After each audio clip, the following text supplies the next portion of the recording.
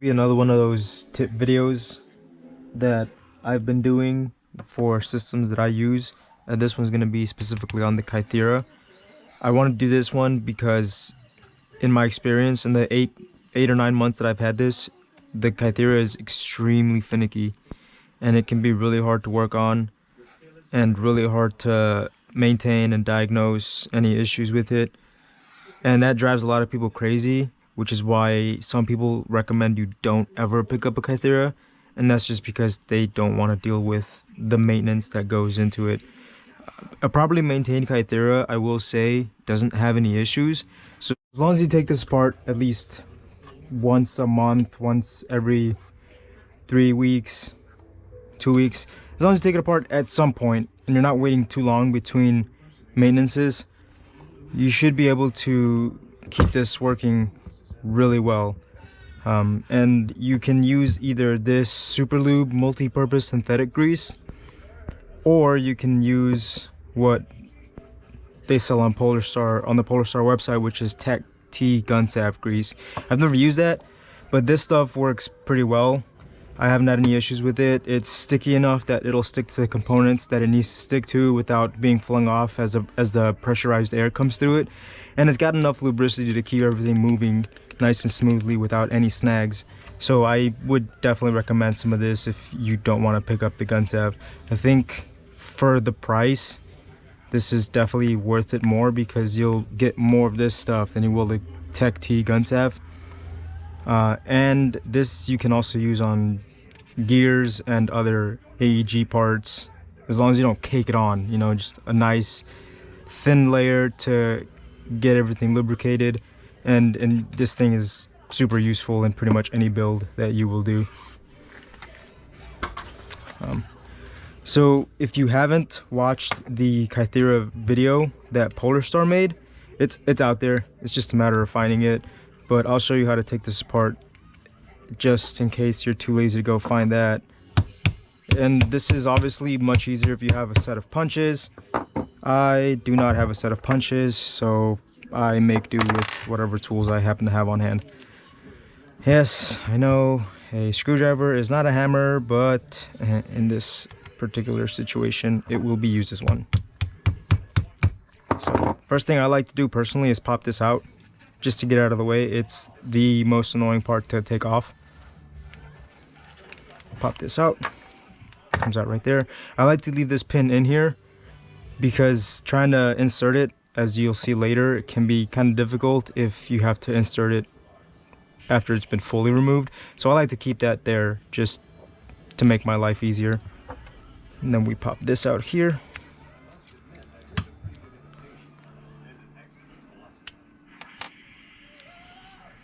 Now when you take this off, if your Kythera is brand new, you'll have 3 washers under here where this trigger spring sits.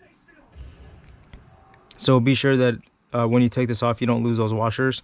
This post screw will not be there if I remember correctly. I also have a screw down here. So these grub screws come with the Kythera system. You just have to install them yourself. This top one right here, this one right here. There's one that goes here, and there's one that goes in here. So there's 4 screws in total. I don't have this one in because I haven't needed it, but all the other 3 are in. This one is going to be used to reduce the trigger travel.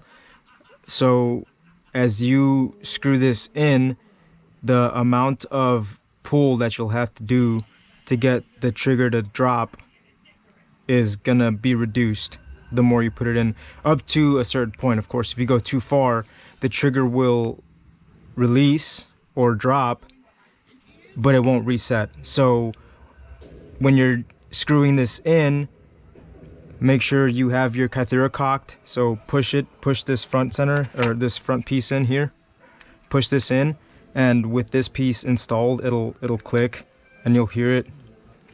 And then what you'll do is you'll start screwing this in little by little until you hear it drop. And then once that happens, you're gonna let it out just a little bit. Otherwise, like I said, if you push this in again and you don't release that screw, it won't reset properly and you won't be able to play with your Kythera. Oh, it won't do that, what it just did. So just keep that in mind.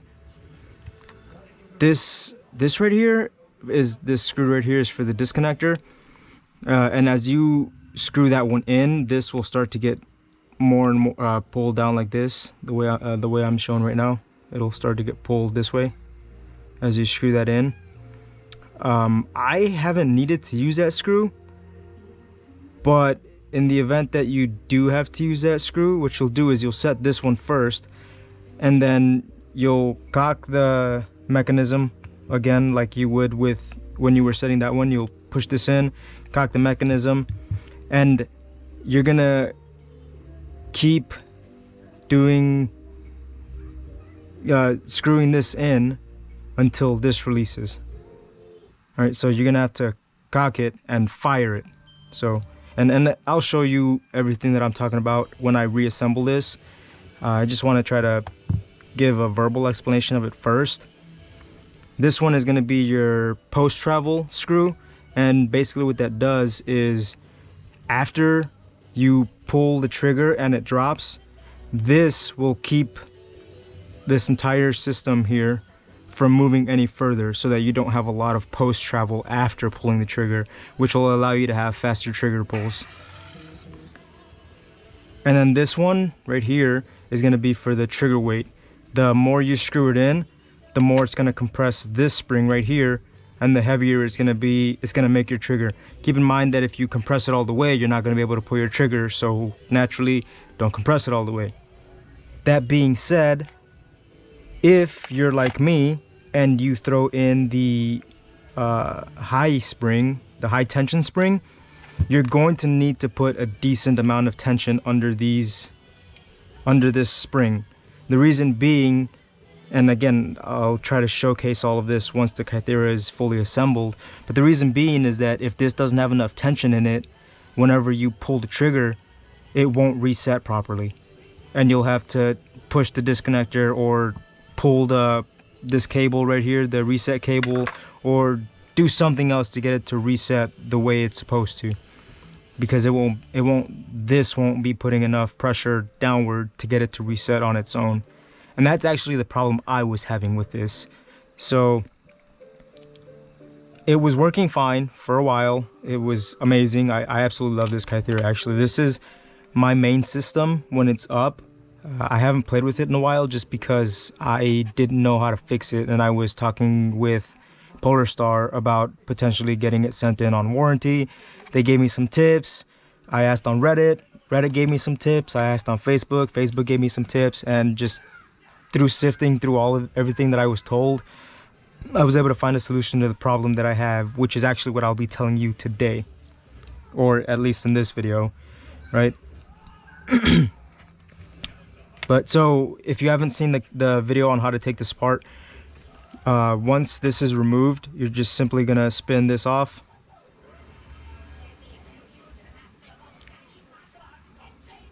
Now, since you already removed this here, there's a part inside that's on the spring, and that will want to shoot out, so just keep that in mind. And actually, it's right here. So here's the cylinder for that. Here's the nozzle with the O-rings. I'm not really sure what this part is called, but there's that. And then here's the spring I told you about. Polarstar Kytheras do come with both a heavy spring, which is the one that I have inserted in mine, and a light spring. I'm not sure where my light spring is at. I don't intend to ever put it back in my Polarstar, or in my Kythera, but it does come with the system. And then this is the back end of it. This part also comes off, but I don't have pliers, and it's on there pretty tight just because I don't really take it off too often. But it's just a hose. You screw it on there, and it's pretty permanent after that. I mean, you don't really need to take it off after that, even for maintenance. But this is it. All right. Now, with the issue that I was having, the way that I solved it, it had to do with two things. First, I polished the hell out of this thing, right? And the areas that I polished were right here. I hope the camera is getting this. So this entire cutout section right here, I polished all of that. You flip it over, this cutout section right here, I polished all of that, but only these cutout sections, nothing else got polished. This here, And then there's a little pin here, right here, that you can push in, and that'll pop off the disconnector from the rest of this trigger mechanism here.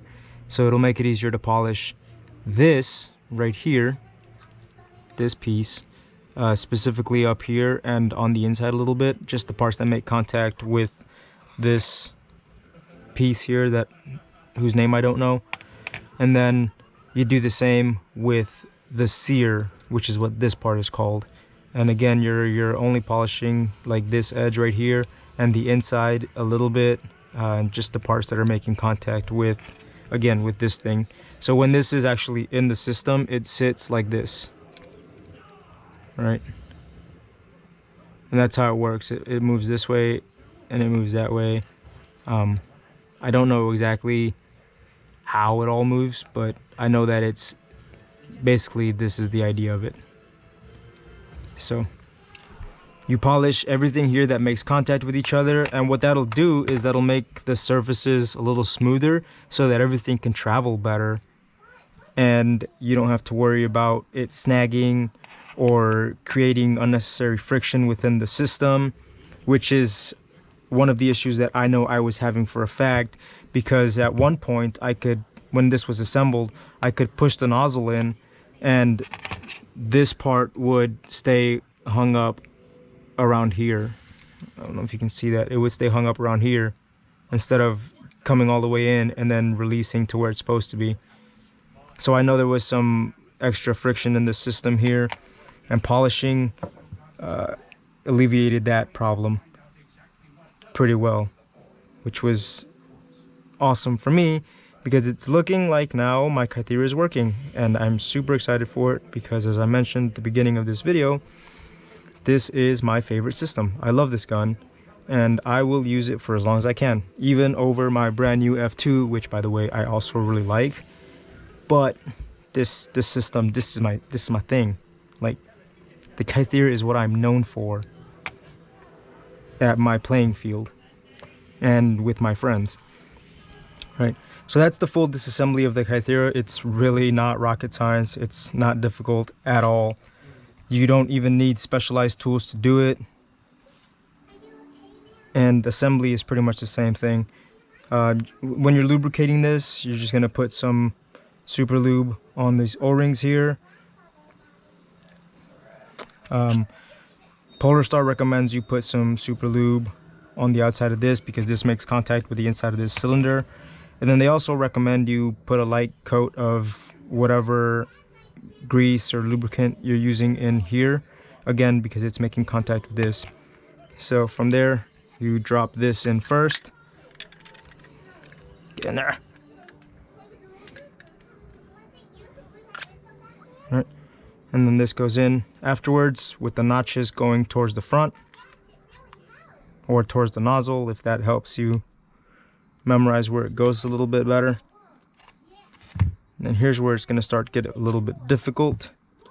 You take your spring. I recommend you always put in the high tension spring instead of keeping the low tension spring, just because the high tension spring will give you a better range that will work for both indoor and outdoor, depending on which type of tank you're using. So you can see here that I have an SLP and a standard tank.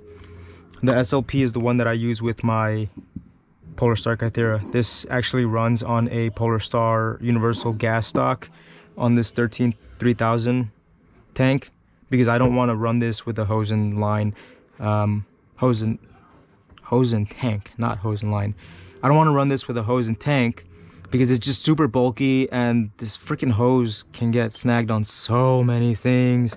It's just too much trouble, or more trouble that I'm willing to deal with. So I really like the UGS with this Kythera system, because I don't have to worry about any of that crazy mess. But to install this, you're going to line up this notch here with this side here where you pull the ripcord off. You're going to push that in. And this is difficult really for only one reason, because you're compressing the spring here, so it obviously wants to fly out, but you're simultaneously having to put this in here while also trying to put this pin back in. All right. So I've done this more than a handful of times, so I'm pretty good at it by this point.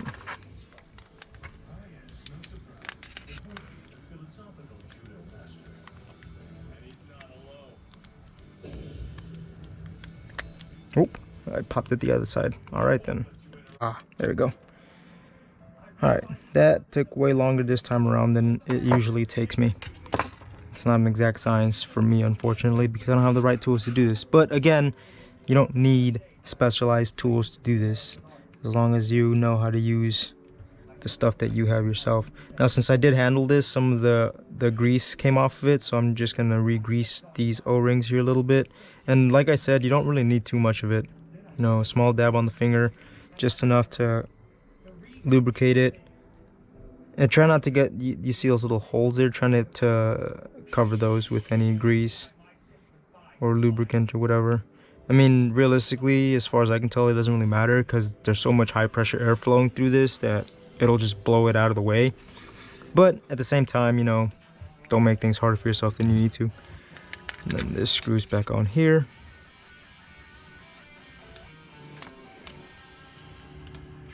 Nice and tight. And this goes on here. Make sure you're holding it like this when you're trying to reinstall this trigger mechanism. Make sure you're holding it with the rib cable up so that you put the sear and disconnector in the right position. I've tried putting this upside down once before I really learned how to work on this, and it was not fun trying to get it to come off again. All right. Let me see through there. That's where it's lined up. Then this pin goes right here where it belongs, and it's good. So that's the reassembly of the Kythera. It's honestly super easy to take this apart and reassemble it. Get this out of the way so I don't end up damaging it. It's really easy to disassemble, reassemble, clean, and lubricate everything in this Kythera system. So what I was saying earlier about these screws, right? So for this one, for this top one, you're gonna press this in, and then you're gonna start. I'm not gonna do it just because I like where it's set right now, but you'll start. Oh, and also because I have blue Loctite on these screws, and I don't want to mess with it any more than I have to. So you push this in, and then you're gonna start screwing that down. And this is going to start moving up like this. As you screw this top screw down, this will start moving upward like this, and then eventually it's going to do that. It's going to drop, right? You hear that? It'll do that. Boom. So once it does that, you pull it out. You're going to push this back in, and then you're going to pull the screw out until you hear that click. You're going to be pulling out that top screw until you hear that reset, all right? And that's how you set that top screw. Now for this one, the over travel screw, right? So you can see here, if I push in this trigger, that screw right there is physically keeping this from moving any further up, right? For this screw right here, it literally, you can see right here how my trigger spring is pretty scrunched up. There's still enough play in it that I can still move the trigger. If you put it in all the way, you're not going to be able to move the trigger at all. But it's pretty tight, and like I said, what that does is it'll push this down to allow the disconnector to fully disengage here, release this, and reset it on its own. And then finally for this screw, which is the most difficult one to do because of where it's located, when you're doing this screw right here, the disconnector screw, what you'll do is you'll push this in and fire it, and then while it's in fire like that, you're gonna push this in again, and if you don't hear this click, it means that you need to loosen up the disconnector some, right? And what you'll do basically is you'll push the screw in until you hear the click. And that's pretty much it. Once you hear that click, you should definitely test it a handful of times just to make sure that it's doing it properly every single time. but that's what you're looking for with the disconnector screw there, right? So push this in, fire it, push it in again to get the reset. If you don't hear that audible click, it means that your disconnector needs to come off of that post a little bit. Screw that screw in, that'll move this away,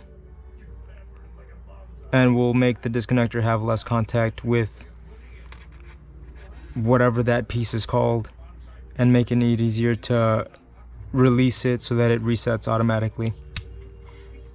But that's pretty much the gist of this. There's a video made by Polarstar where they will probably give you a better explanation than I did, but it's their product, so they know it a lot better than I do, right?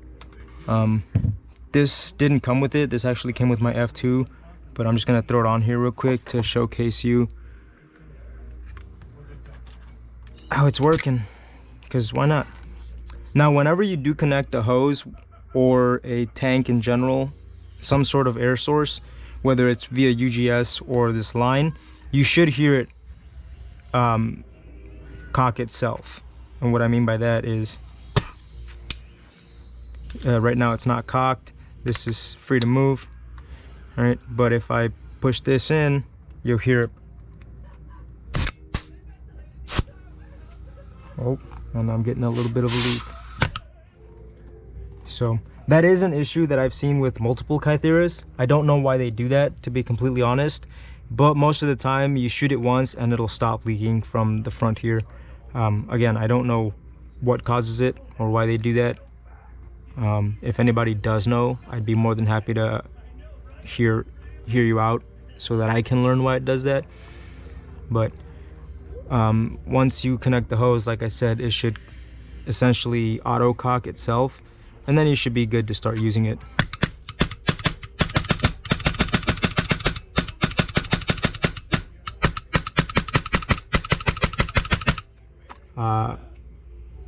Obviously I don't have it in a gearbox, so I can't shoot it as fast as I normally would, but you can see right there it's working very well, which it was not doing a couple of weeks ago. So I don't know their names, but shout out to the people that told me what to do or gave me recommendations on how I could potentially end up fixing my Kythera. I'm super happy that it's working again, and I can't wait to start playing with this thing again. Now, the other reason I actually have this apart is because my UGS was having a leak. So I am going to attempt to install this back into the gearbox. This is a G&G gearbox. This is an APS body. It may have some fitment issues. I'm not entirely sure how it's going to work out, but I'm hoping for the best here, because I would really like to be able to go out and play with this thing again. I cannot stress to you how much I really love this thing. Hands down, my favorite engine, even though I have a KWA Ronin T10 with the recoil and a gate tighten in it, and it just super snappy trigger, and it feels fantastic to shoot. It shoots super accurately.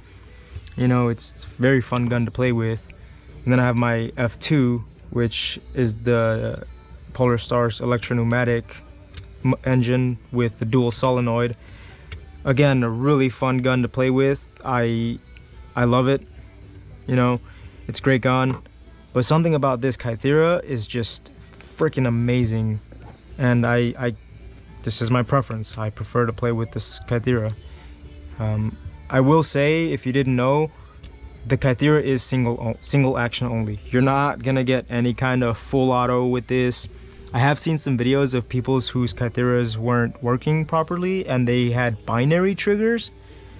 I don't know how they managed that. I don't know if it's a factory defect or something that they did wrong, but somebody somewhere was able to get a binary trigger onto their system, which is really freaking cool if you ask me. But it'd be way more awesome if they could set it so that your semi was semi and your full auto was binary. That would be awesome.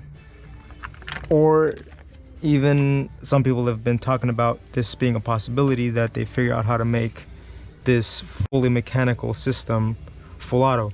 If that happens, I might look into it. I mean, just because I don't use full auto doesn't mean it's not fun to shoot it every once in a while, even if I'm not necessarily shooting other people with it, because most fields don't even allow full auto, which is another reason why I don't really care for full auto, because like I said, most places won't even allow you to use it, so it's kind of pointless to have.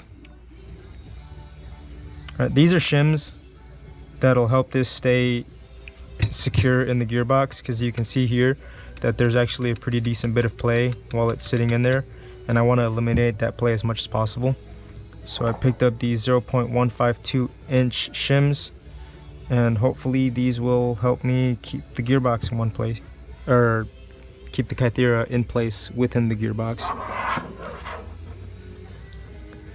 If you didn't watch my Polarstar F2 video, these shims come in two different sizes. They come in 0.152 inch and they come in 0.157 inch. And different sizes go for different gearboxes. And if you need these and you want to know what size your gearbox is going to fit, just go on the Polarstar website. They have a list there of what guns require what size shims. That's pretty much what I did, and the shims that I've picked up are perfect for the guns that are for the gearboxes that they're being installed into. One more note regarding the Kythera and how you should have this set. So I've seen a ton of pictures, and I have a friend who has a Kythera himself, and this piece right here, this is aluminum as far as I can tell. This is really soft aluminum, and this section right here will get chewed up by your CNC triggers.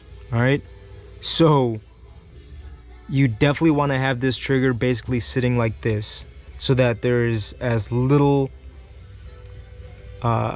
friction created between the trigger and the Kythera itself whenever you pull the trigger. A lot of people have really long trigger pulls, so within the gearbox, let's see if I can showcase this. So within the gearbox, what will happen is that the trigger will sit far back like this, and you can see right here that it's not making contact with the back of this trigger mechanism here, right? So every time that this person pulls a trigger, there's this unnecessary friction here from where it makes contact, and then it kind of digs in and starts to make a groove in the soft metal there every time you pull the trigger. As you can see, after 8 months of play, mine barely has a hint of any kind of damage on the back of it, and that's because when my Kythera is assembled, the trigger basically sits right here, right? So that when I pull the trigger, it's just a matter of that. That's all it is. There's no excessive movement. There's no way that this thing could come through like this and start scratching. This is what I'm talking about. This is kind of the motion that happens. It's obviously exaggerated, but this is kind of the motion that happens within the gearbox when you pull the trigger. If you don't have this portion of the trigger mated almost directly onto this trigger mechanism here on the Kythera, it'll start doing like this, and it'll slowly start shaving it down and wearing it away until you have to get a new one of these. Just a note about triggers specifically on Kytheras.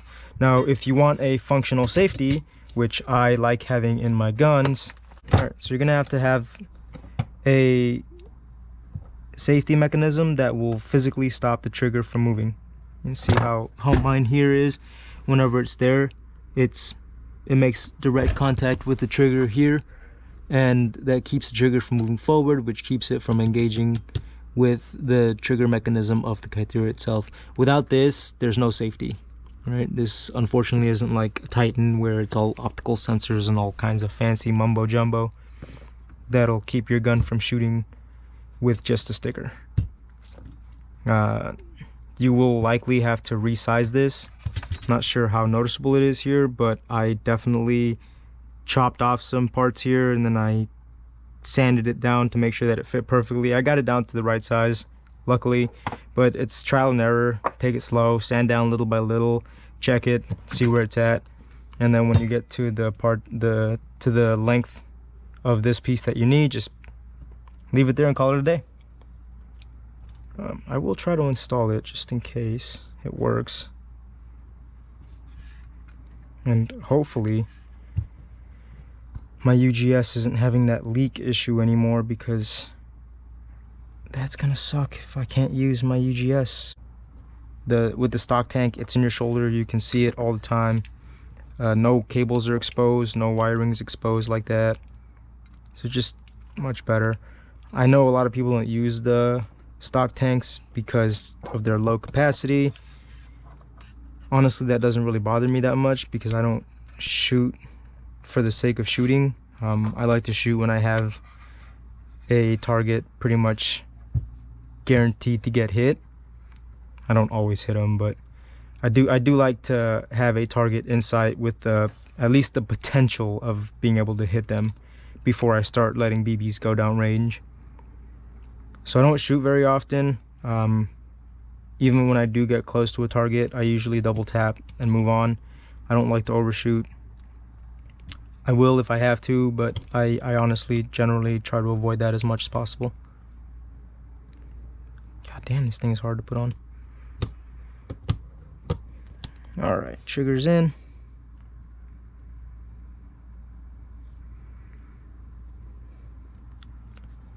That should be everything that goes in here. This thing is really nice because of its simplicity. I mean, just look at it. All that it is the Kythera itself, the safety post here, and the trigger. That's all it is. Nothing besides that. Close it up and you call it a day.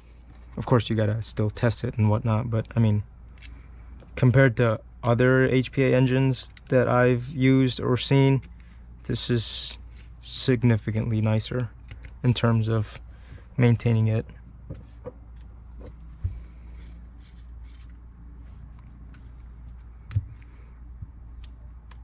So now, as long as my UGS is working, I should be good, because I know my Kythera is working. I don't know if my safety will be functional, to be completely honest. And again, that goes back to the fitment issues between the G&G gearbox and the APS spec lower receiver. But I'm gonna give it the proverbial college try and hope it works out in my favor.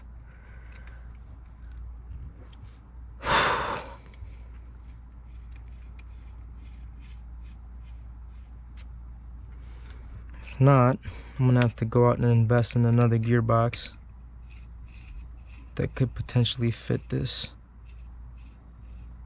and use those same washers that I use to keep this from moving. You can see the washers are definitely doing their job. If they weren't in there, this would still have a lot of play in it, and that could be an issue. That could cause alignment issues between your nozzle and your hop unit. It could cause stoppages and all other kinds of fun malfunctions that you don't want to deal with. Alright, so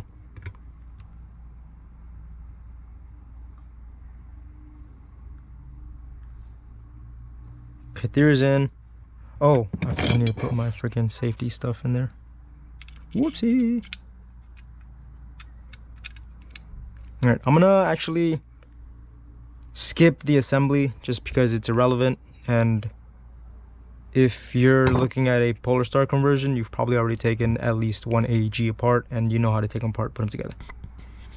So there it is, my main weapon for airsoft when I do play. Let me know how you feel about it in the comments. I absolutely love the way it looks, you know, with the gold and the blue. This was completely intentional. I had originally actually wanted to make it black and red, but the more I thought about it, the more I said, you know, there's already a ton of black and red rifles out there, and I don't want to be another lame ass soy boy running around with the same thing that everybody else has.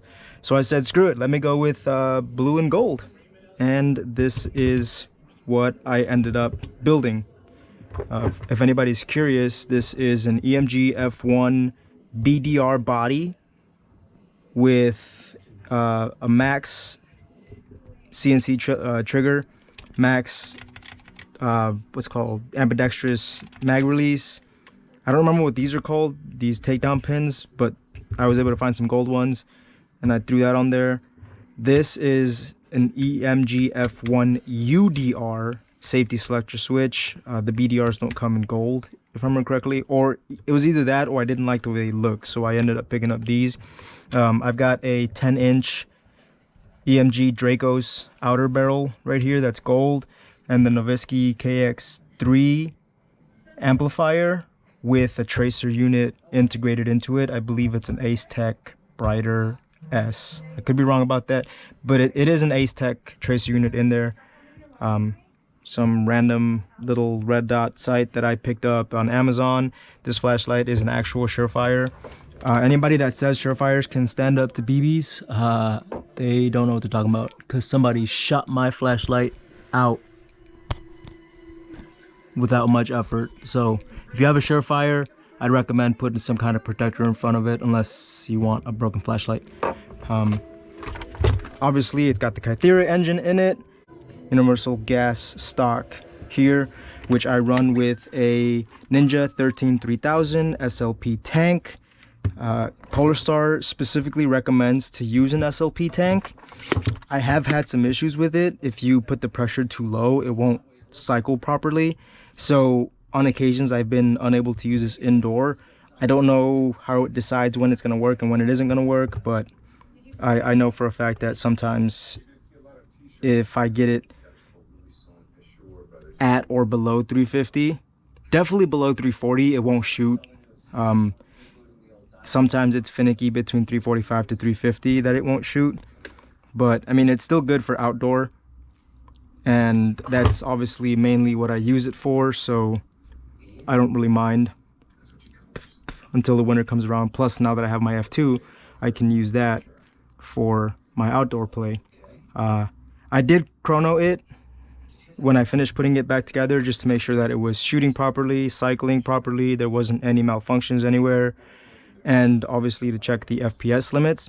Everything worked freaking phenomenally, just the way it was working before it shit the bed about a month ago.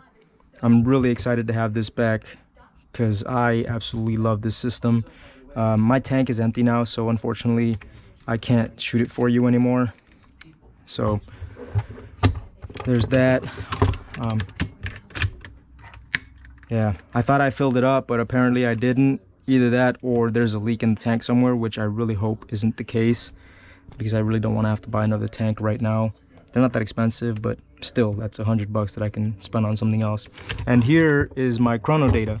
So you can see here, my maximum was 325.2, my minimum was 320.3, average at 323, so it's 323 plus or minus 2, plus or minus 3 FPS. It's an HPA tank, or HPA system, so it's not like I can really go in there and fine-tune everything and make sure that it's, you know, within 0.05 FPS every time. But in the grand scheme of airsoft, a difference between the minimum and the maximum of 5 FPS is relatively good from what I've been told, so I'm not going to worry about it too much. There it is. I look forward to taking this back out for the first time since it went down and having more gameplay footage for everyone to enjoy. If you have any questions about working on your Kythera, or you would like any clarification on any of the stuff that I said about the Kythera, or would like some help setting your Kythera up, feel free to message me or comment, put something in the comment, and we'll work something out where I can get in touch with you and I can help you out. I feel fairly confident doing maintenance and work on Kytheras and setting them up, because this is my own, and I did everything for this one. And 2 of my friends have their Kytheras as well, and I've worked on theirs as well. So I feel fairly confident in my knowledge to be able to disassemble, reassemble, diagnose, and correct any issues that may arise with a Kythera. But thanks for tuning in, and I will hopefully have some gameplay footage for you guys next week with this build.